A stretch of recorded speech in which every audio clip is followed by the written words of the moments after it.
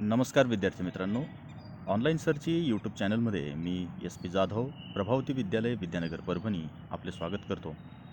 विद्यार्थी मित्रांनो, आपण आज वर्ग 10वी यांच्या मराठी विषयातील व्याकरणातील घटक विरामचिन्हे याविषयी माहिती आज अभ्यासणार आहोत. तुम्हाला स्क्रीनवर काळ्या पट्टीमध्ये काही विरामचिन्हे दिसत असतील. या विरामचिन्हांच्या व्याख्या व त्याची उदाहरणे याबाबत आपण आज माहिती अभ्यासणार आहोत. सर्वप्रथम आपण बघूयात की विरामचिन्हे म्हणजे काय.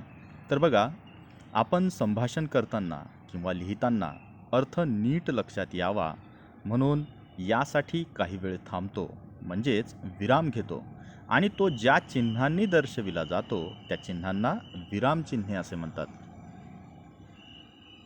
विरामचिन्हाचा पहिला प्रकार आपण बघूयात, पूर्णविराम. बघा, पूर्णविराम म्हणजे काय, तर वाक्य पूर्ण झाल्यावर पूर्णविराम या चिन्हाचा उपयोग करतात. पूर्णविरामाची उदाहरण बघूयात. नंबर 1, आर्या शाळेत जाते, पूर्णविराम. दुसरं उदाहरण, पोपट पेरू खातो, वाक्य पूर्ण झाले, पूर्णविराम या ठिकाणी आपण दर्शविलेला आहे. यानंतरचा प्रकार आहे अर्धविराम. अर्धविरामाचं चिन्ह तुम्हाला स्क्रीनवर दिसते आहे, फुल स्टॉप आणि एक कॉमा. अर्धविरामाची व्याख्या बघा की ज्या मोठ्या वाक्यातील वाक्यांशामध्ये परस्पर संबंध नाही अशा वाक्यांना जोडण्यासाठी, संयुक्त वाक्यातील समान वाक्य वेगवेगळी दाखवण्यासाठी व दोन छोटी वाक्य उभयान्वयी अव्ययांनी जोडण्यासाठी अर्धविराम वापरतात. अर्धविरामाचं उदाहरण आपण बघूयात. नंबर 1, कुत्रे खूप भुंकत होते, अर्धविराम, पण चोर दिसत नव्हते, वाक्य पूर्ण झाले. नंबर 2, त्या देशात खूप झाडे होती, अर्धविराम, पण पावसाचा अभाव होता. आता या दोन वाक्यांना जोडण्यासाठी देखील अर्धविरामाचा वापर करण्यात आलेला आहे. आता तिसरं उदाहरण बघा की मी खूप अभ्यास केला, अर्धविराम, पण अपेक्षित यश मिळाले नाही. या दोन वाक्यांना जोडण्यासाठी देखील अर्धविरामाचा वापर करण्यात आलेला आहे. यानंतरचा प्रकार आहे अपूर्ण विराम.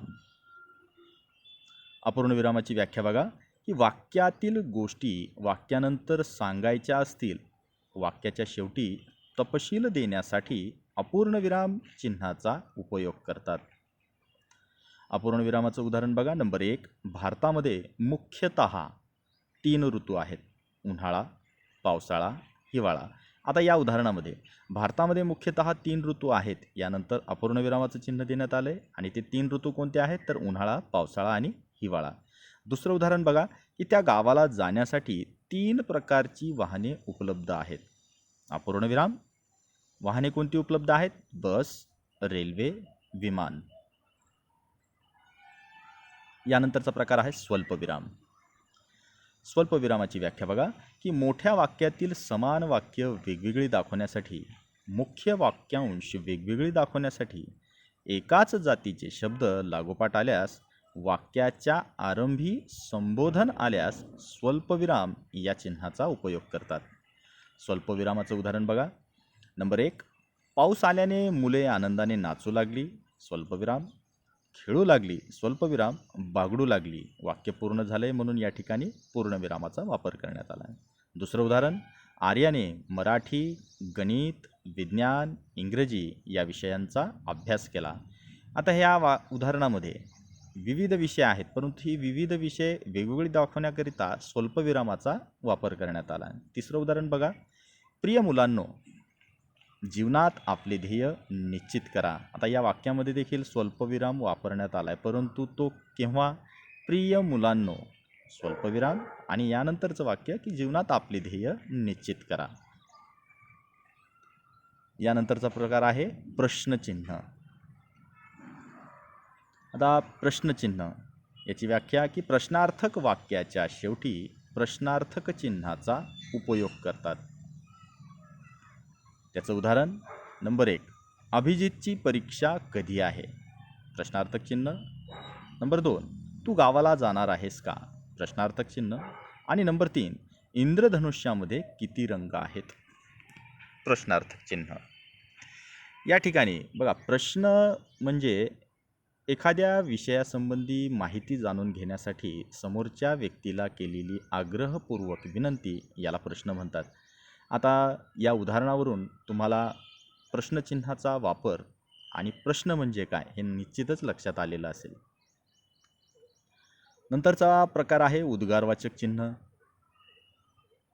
उद्गारवाचक चिन्हाची व्याख्या: आपल्या मनातील उत्कट भावना व्यक्त करताना शब्दाच्या शेवटी उद्गारवाचक चिन्हाचा उपयोग करतात. उद्गारवाचक चिन्हाचं उदाहरण बघूयात. नंबर 1, अरे वा, किती सुंदर फूल आहे. या वाक्यामध्ये अरे वा नंतर उद्गारवाचक चिन्हाचा वापर करण्यात आला आहे. दुसरं उदाहरण, छान, अशीच प्रगती कर. या उदाहरणामध्ये छान या शब्दानंतर उद्गारवाचक चिन्हाचा वापर करण्यात आला. आणि तिसरं उदाहरण, अरे बापरे, किती मोठा साप. या उदाहरणात अरे बापरे ही उत्कट भावना व्यक्त करण्यात आली, त्याच्यानंतर उद्गारवाचक चिन्हाचा वापर करण्यात आलेला आहे. यानंतरचा प्रकार आहे एकेरी अवतरण चिन्ह. एकेरी अवतरण चिन्हाची व्याख्या आपण बघूयात की एखाद्या वाक्यावर जोर देण्यासाठी किंवा दुसऱ्याचे विचार आपणास अप्रत्यक्षपणे सांगायचे असल्यास एकेरी अवतरण चिन्हाचा वापर करतात. एकेरी अवतरण चिन्हाचं उदाहरण, नंबर 1, औरंगाबाद हे ऐतिहासिक शहर आहे. आता या उदाहरणामध्ये औरंगाबाद या शहराला एकेरी अवतरण चिन्ह देण्यात आले. यावरून हे शहर एक ऐतिहासिक शहर आहे आणि नेमकं त्या शहराच्या नावाला एकेरी अवतरण चिन्ह दिल्यामुळे त्या नावावर आपलं लक्ष केंद्रित होतं. दुसरं उदाहरण बघा की स्वच्छ भारत, सुंदर भारत. या ठिकाणी देखील एकेरी अवतरण चिन्हाचा वापर करण्यात आलेला आहे. यानंतरचा प्रकार आहे की दुहेरी अवतरण चिन्ह. दुहेरी अवतरण चिन्हाची व्याख्या बघा की एखाद्या व्यक्तीचे विचार जसेच्या तसे सांगायचे असतील तेव्हा दुहेरी अवतरण चिन्हाचा वापर करतात. याचं उदाहरण बघा, समर्थ रामदास स्वामी म्हणतात की जगी सर्व सुखी असा कोण आहे. आता या ठिकाणी समर्थ रामदास स्वामी यांचा विचार मांडण्यात आलेला आहे आणि त्यांचा विचार तो आपल्याला दर्शवण्याकरिता या ठिकाणी जगी सर्व सुखी असा कोण आहे या वाक्याला दुहेरी अवतरण चिन्ह देण्यात आलेलं आहे. यानंतरचा प्रकार आहे संयोग चिन्ह. संयोग चिन्हाची व्याख्या: दोन शब्द जोडण्यासाठी तसेच ओळ संपल्यानंतर शब्द अपुरे राहिल्यास संयोग चिन्हाचा वापर करतात. याचं उदाहरण बघूयात. नंबर 1, वाद विवाद, अध्ययन अध्यापन, मित्र मैत्रीण. दोन शब्द आहेत त्यांना जोडण्यासाठी संयोग चिन्हाचा वापर करण्यात आलेला आहे. आता याच्यापेक्षा थोडंसं वेगळं उदाहरण, नंबर 2, पावसाच्या आगमनाने सर्व सृष्टी हिरवी गार दिसत होती. या ठिकाणी दिसत हा शब्द तुटक शब्दाने लिहिलेला आहे. वास्तविक पाहता बरेच विद्यार्थी अनपेक्षितरित्या का होईना परंतु त्यांच्या रोजच्या लिखाण कामामध्ये या संयोग चिन्हाचा वापर करतात. आपण ज्यावेळेस वर्गामध्ये सर किंवा मॅडम नोट सांगतात त्यावेळेस लिहित असताना एखादी ओळ अपुरी राहिली, तो शब्द अपुरा राहिला तर त्या ठिकाणी या संयोग चिन्हाचा वापर करतो. तर तुम्हाला निश्चितच लक्षात आलेलं असेल की संयोग चिन्ह म्हणजे काय आहे. यानंतरचा विरामचिन्हाचा प्रकार आहे अपसरण चिन्ह. अपसरण चिन्हाची व्याख्या: आपण बोलताना विचार खंडित झाल्यास ते विचार परत स्पष्टीकरणार्थ मांडायचे असल्यास अपसरण चिन्हाचा वापर करतात. अपसरण चिन्हाचं उदाहरण, विद्यार्थी कोणताही असो शिक्षकाला सर्व प्रियच असतात. या ठिकाणी दोन वाक्य आहेत. विद्यार्थी कोणताही असो, अपसरण चिन्ह, शिक्षकाला सर्व प्रियच असतात.